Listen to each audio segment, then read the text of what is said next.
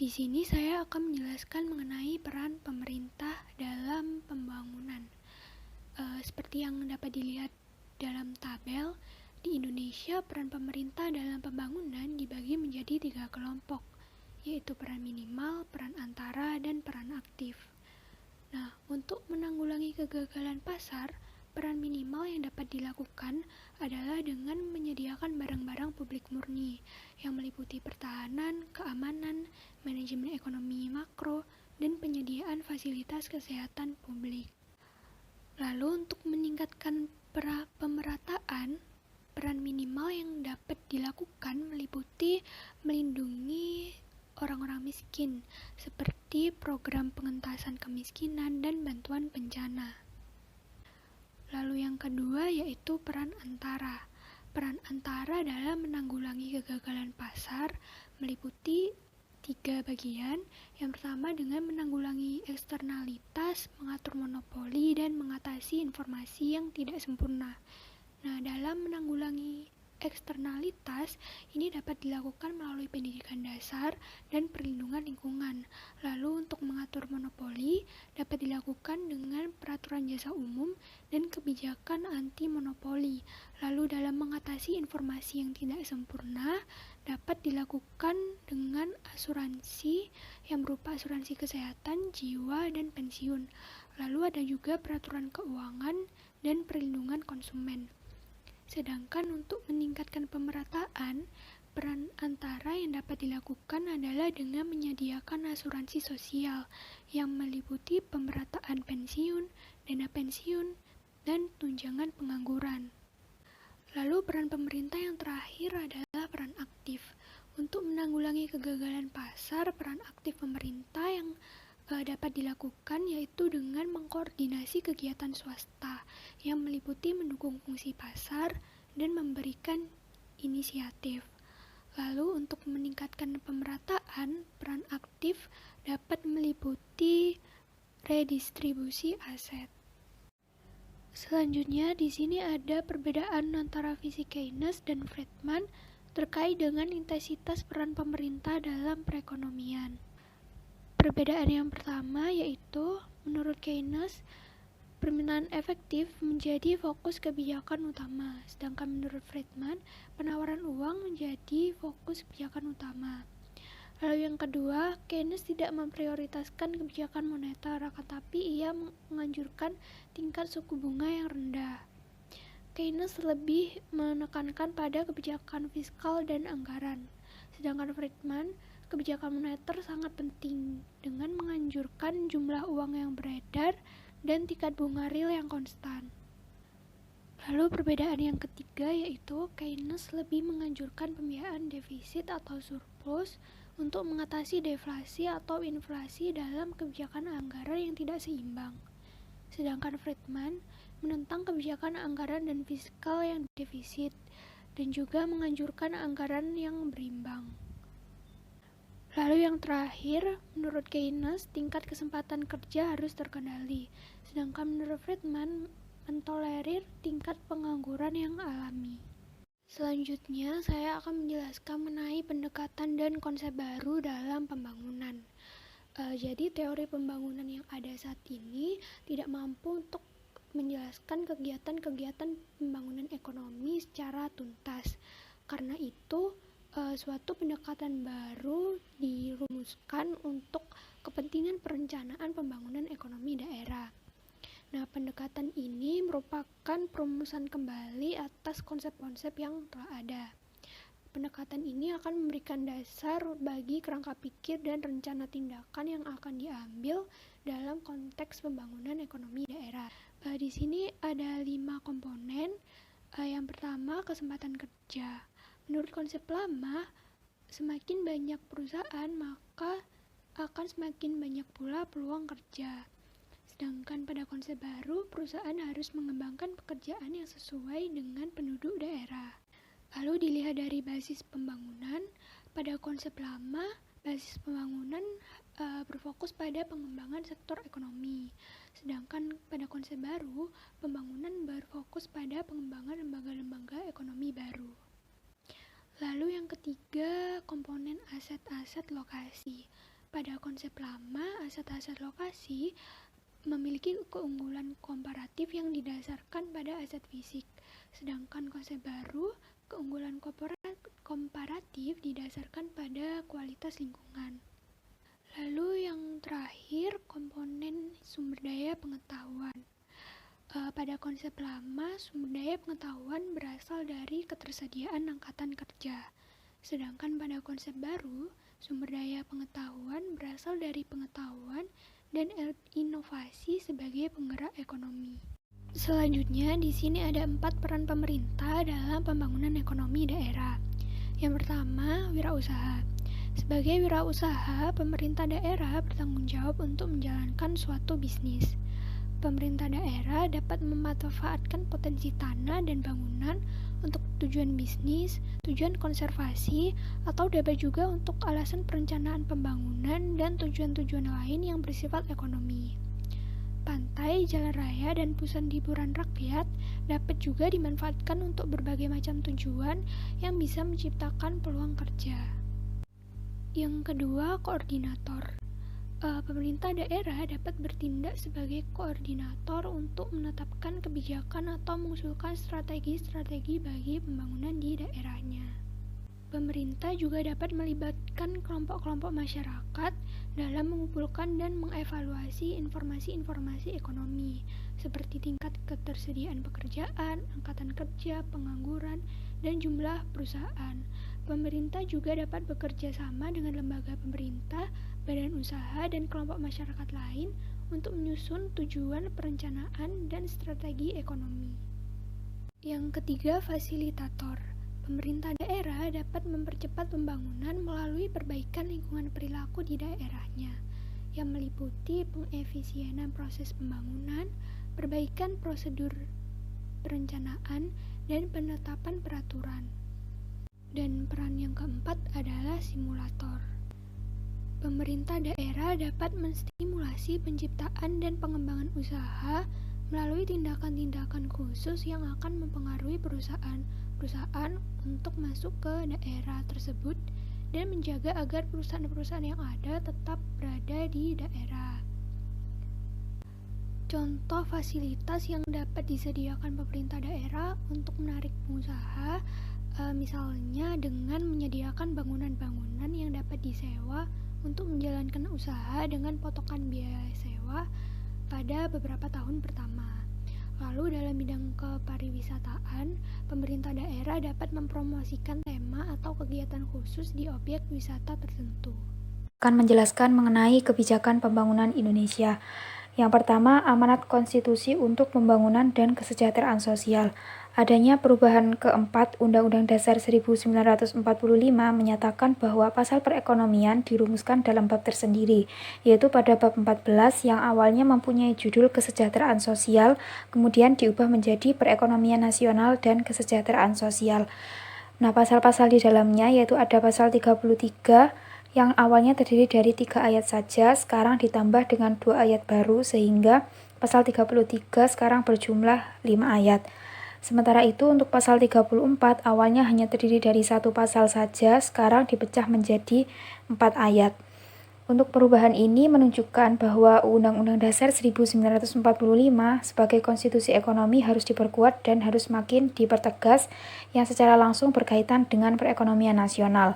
Nah, sebagai konstitusi di bidang ekonomi, UUD 1945 ini harusnya ditempatkan dalam kedudukan yang paling tinggi dalam sistem kebijakan perekonomian nasional, sehingga semua kebijakan ekonomi yang dituangkan dalam bentuk undang-undang harus tunduk di bawah dan tidak boleh bertentangan dengan Undang-Undang Dasar sebagai konstitusi ekonomi. Yang kedua yaitu sistem perekonomian Indonesia. Pada pasal 33 ayat 1 Undang-Undang Dasar 1945 menyatakan bahwa perekonomian itu merupakan suatu susunan kebijakan yang sistematis dan menyeluruh, yang dimulai dari susunan yang bersifat nasional hingga pada susunan yang ada di daerah-daerah seluruh Indonesia. Nah, sedangkan untuk usaha bersama dalam pasal ini menyatakan bahwa usaha bersama seluruh rakyat Indonesia itu ada di bidang perekonomian. Artinya menunjuk pada suatu sistem perekonomian nasional sebagai usaha bersama seluruh elemen rakyat Indonesia. Nah, perilaku ekonomi itu terdiri dari produsen, distributor, dan konsumen, baik itu perorangan, kelompok, organisasi, ataupun badan hukum. Hal ini berkaitan juga dengan bentuk kegiatan usaha yang tertuang dalam pasal 33 ayat 1 yang menyatakan bahwa usaha bersama itu berdasar atas asas kekeluargaan. Artinya, koperasi ini dipandang paling cocok dengan semangat yang dikandung dalam pasal tersebut. Nah, pelaku ekonomi ini yang memiliki jiwa koperasi dapat dilihat dari program corporate social responsibility-nya yang berjalan baik sehingga karyawan yang ada di dalamnya turut memiliki porsi saham perusahaan atau diberikan kesempatan memperoleh bonus atau bagian dari laba perusahaan. Selanjutnya yang ketiga yaitu cabang-cabang produksi penting dan peranan BUMN. Cabang-cabang produksi yang penting bagi suatu negara dan dapat bermanfaat bagi hajat hidup orang banyak itu dikuasai oleh negara yang memiliki pengertian penguasaan dalam arti luas, yaitu mencakup pengertian kepemilikan dalam arti publik dan kekuasaan dalam hal pengendalian serta pengelolaan. Nah, salah satu contoh cabang produksi yang penting dan dapat menguasai hajat hidup orang banyak yaitu listrik, minyak, dan gas bumi. Cabang ini dikatakan sangat penting karena kedudukannya sebagai tulang punggung perekonomian. Nah, kepemilikan negara pada BUMN itu secara umum dikelompokkan menjadi dua, yaitu ada kelompok yang harus dimiliki negara secara mayoritas dan kelompok yang tidak harus dimiliki negara secara mayoritas. Nah, ada beberapa karakteristik kepemilikan negara pada BUMN yang dimiliki secara mayoritas. Yang pertama yaitu undang-undang mengharuskan dimiliki oleh negara. Yang kedua, mengemban public service obligation yang signifikan. Yang ketiga, terkait erat dengan keamanan negara. Yang keempat, melakukan konservasi alam atau budaya. Yang kelima, berbasis sumber daya. Dan yang terakhir, penting bagi stabilitas ekonomi. Nah, contoh dari BUMN-nya sendiri yaitu ada PT Bank Mandiri, PT Bank Negara Indonesia, PT Semen Gresik, PT Kimia Farma, Indofarma, dan lain sebagainya. Undang-Undang Nomor 19 Tahun 2003 tentang Badan Usaha Milik Negara itu menyatakan maksud dan tujuan pendirian BUMN. Nah, berdasarkan tujuannya, penguasaan beberapa sektor oleh BUMN itu dikelompokkan menjadi 4 tujuan. Yang pertama, sektor yang dapat mendorong pertumbuhan ekonomi nasional, yaitu sektor BUMN yang menyediakan infrastruktur, energi, dan pendanaan atau kredit seperti pelabuhan, bandara, jalan, perbankan, dan jasa keuangan. Yang kedua yaitu sektor yang memberikan nilai tambah ekonomi, yaitu sektor BUMN yang memiliki aktivitas pada perbankan, telekomunikasi, perdagangan, pertambangan, dan perkebunan. Kemudian yang ketiga, sektor yang berfungsi menyediakan pelayanan umum, yaitu sektor BUMN yang memiliki aktivitas untuk menyediakan BBM, listrik, sarana pertanian, bahan pangan, dan kesehatan. Dan yang keempat yaitu sektor yang berfungsi menjalankan perintisan usaha ditujukan pada sektor BUMN yang memiliki aktivitas di bidang transportasi. Yang keempat yaitu kekayaan sumber daya alam. Pada pasal 33 ayat 3 Undang-Undang Dasar 1945 ini menyatakan bahwa bumi, air, dan kekayaan yang terkandung di dalamnya itu dikuasai oleh negara dan digunakan untuk sebesar-besarnya kemakmuran rakyat. Nah, mengenai pengertian dikuasai negara ini dapat dianalogikan dengan pengertian dimiliki, owned by belong to, atau secara tegas itu dikatakan milik negara, state's property. Oleh karena itu, penting untuk ditegaskan bahwa penguasaan oleh negara atas segenap sumber daya yang ada di dalam bumi, air, wilayah udara Indonesia, serta segala kekayaan yang ada di dalamnya itu harus dipergunakan sebesar-besarnya untuk kemakmuran seluruh rakyat. Sehingga tujuan akhir dari kegiatan ekonomi yang paling pokok yaitu dapat terwujudnya ide masyarakat yang adil dan makmur berdasarkan Pancasila dan Undang-Undang Dasar 1945. Selanjutnya adalah sasaran penyusunan fundamental ekonomi daerah, tertuang pada pasal 33 UUD 1945. Perekonomian disusun sebagai usaha bersama berdasarkan kekeluargaan. Cabang-cabang produksi sepenting negara harus dikuasai oleh negara, seperti bumi, air, dan kekayaan alam. Perekonomian diselenggarakan secara kebersamaan, efisiensi, berkeadilan, berkelanjutan, berwawasan lingkungan, keseimbangan, kemajuan, dan kesatuan. Sasaran fundamental pembangunan. Yang pertama adalah meningkatkan laju pertumbuhan ekonomi daerah, lalu meningkatkan pendapatan per kapita serta kualitas SDM. Selanjutnya adalah mengurangi ketimpangan, pengangguran, dan kemiskinan. Kerangka konseptual. Yang pertama adalah cara mencari produk domestik regional bruto. dengan rumus demikian. Setelah produk domestik regional bruto didapatkan, maka kita masukkan kepada rumus pendapatan per kapita, yaitu pendapatan produk domestik regional bruto dibagi jumlah penduduk. Segitiga pembangunan manusia, pertumbuhan ekonomi, dan demokrasi. Yang pertama, hubungannya adalah memiliki arti bahwa pembangunan kualitas manusia sangat berpengaruh terhadap pertumbuhan ekonomi. Garis 2. Dengan kualitas manusia yang baik, maka demokrasi mampu berjalan normal. Lalu hubungan 3 dan 4 adalah pertumbuhan ekonomi dan demokrasi saling berdampak. Pertumbuhan ekonomi dan pendapatan per kapita. Tipologi daerah dibagi menjadi dua, yaitu pendapatan ekonomi daerah pada sumbu vertikal dan pendapatan per kapita pada sumbu horizontal. Cara menghitung atau melihat bisa melihat melalui matriks tipologi Claassen. Indikator pembangunan manusia untuk provinsi, kabupaten, atau kota. 3 indikator. Yang pertama adalah harapan hidup, pengetahuan, dan standar hidup layak. Biasanya dipublikasikan pada Susenas atau Survei Sosial Ekonomi Nasional, Statistik Indonesia, dan beberapa modul konsumsi. Rumus menghitung indeks pembangunan manusia itu sebagai berikut. Dengan berketerangan X1 sebagai indeks harapan hidup, X2 sebagai indeks pendidikan, X3 sebagai indeks standar hidup layak.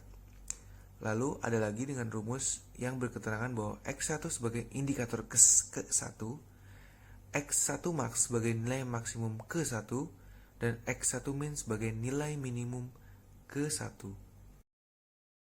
Indikator fundamental ekonomi daerah. Alat analisis tipologi daerah digunakan untuk mengetahui gambaran tentang pola dan struktur pertumbuhan ekonomi masing-masing daerah.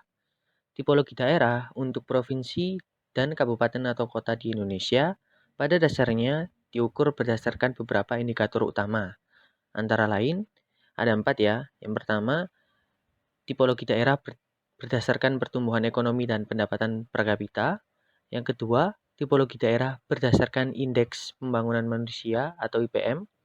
Yang ketiga, tipologi daerah berdasarkan IPM dan pendapatan per kapita. Dan yang keempat, tipologi daerah berdasarkan IPM, tingkat kemiskinan, pertumbuhan ekonomi, dan pendapatan per kapita. Baik, yang pertama, tipologi daerah berdasarkan pertumbuhan ekonomi dan pendapatan per kapita. Pertumbuhan ekonomi daerah adalah peningkatan seluruh nilai tambah atau pendapatan masyarakat yang terjadi di suatu daerah. Sedangkan pendapatan per kapita daerah adalah besarnya pendapatan rata-rata semua penduduk di suatu daerah. Dengan kata lain, pertumbuhan ekonomi dan pendapatan per kapita daerah ini merupakan indikator atau tolak ukur dalam mengukur tingkat kesejahteraan masyarakat pada suatu daerah. Kriteria yang digunakan untuk membagi daerah provinsi dan kabupaten atau kota adalah sebagai berikut. Yang pertama, daerah cepat maju dan cepat tumbuh. Merupakan daerah yang memiliki tingkat pertumbuhan dan pendapatan per kapita lebih tinggi dibanding rata-rata daerah di Indonesia. Yang kedua, daerah maju tapi tertekan. Merupakan daerah yang memiliki pendapatan per kapita yang lebih tinggi, tetapi tingkat pertumbuhan ekonomi lebih rendah dibanding rata-rata daerah di Indonesia. Yang ketiga, daerah berkembang cepat. Merupakan daerah yang memiliki tingkat pertumbuhan tinggi, tetapi tingkat pendapatan per kapita lebih rendah dibanding rata-rata daerah di Indonesia. Dan yang keempat, daerah relatif tertinggal. Merupakan daerah yang memiliki tingkat pertumbuhan dan pendapatan per kapita lebih rendah dibanding rata-rata daerah di Indonesia. Yang kedua adalah tipologi daerah berdasarkan indeks pembangunan manusia atau IPM. Indeks pembangunan manusia atau IPM merupakan indikator penting untuk mengukur keberhasilan dalam upaya membangun kualitas hidup manusia, masyarakat, atau penduduk pada suatu wilayah. IPM ini mengukur capaian pembangunan manusia berbasis sejumlah dasar kualitas hidup. Sebagai ukuran kualitas hidup, IPM dibangun melalui 3 dimensi indikator dasar. Antara lain, yang pertama, dimensi umur panjang dan hidup sehat. Dimensi ini ditunjukkan dengan indikator umur harapan hidup, yang dapat didefinisikan sebagai rata-rata perkiraan banyak tahun yang dapat ditempuh oleh seseorang sejak lahir. Yang kedua, dimensi pengetahuan. Dimensi pengetahuan pada IPM dibentuk oleh 2 indikator yaitu tingkat melek, huruf, dan rata-rata lama sekolah. Indikator melek huruf itu dimaksudkan sebagai jumlah penduduk yang berusia 15 tahun atau lebih yang mampu membaca dan menulis huruf Latin dengan presentase terhadap total jumlah penduduk berusia 15 tahun atau lebih di Indonesia. Sedangkan indikator rata-rata lama sekolah adalah rata-rata waktu yang dibutuhkan untuk menyelesaikan pendidikan penduduk berusia 15 tahun dan lebih di Indonesia. Dan yang ketiga, dimensi standar hidup layak. Nah, dimensi ini diukur dengan menggunakan indikator tingkat konsumsi real per kapita yang disesuaikan pada daerah tersebut. Nah, rumus IPM atau Indeks Pembangunan Manusia dapat dirumuskan sebagai berikut. IPM sama dengan 1/3 dikali X1 ditambah X2 ditambah X3, di mana X1-nya adalah indeks harapan hidup, X2-nya adalah indeks pendidikan yang diperoleh dari 2/3 indeks melek huruf ditambah 1/3 indeks rata-rata lama sekolah. Dan yang untuk X3-nya adalah indeks standar hidup layak. Yang ketiga adalah tipologi daerah berdasarkan indeks pembangunan manusia dan pendapatan per kapita daerah.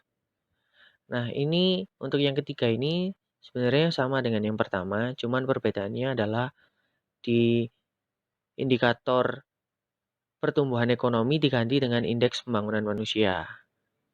Jadi, tipologi daerah dengan menentukan rata-rata IPM sebagai sumbu vertikal dan rata-rata pendapatan per kapita sebagai sumbu horizontal, ini dapat dibagi menjadi 4 klasifikasi sebagai berikut.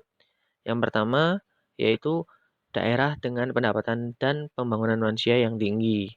Yang kedua, yaitu daerah dengan pendapatan yang tinggi, namun pembangunan manusianya rendah dibandingkan dengan daerah yang lain.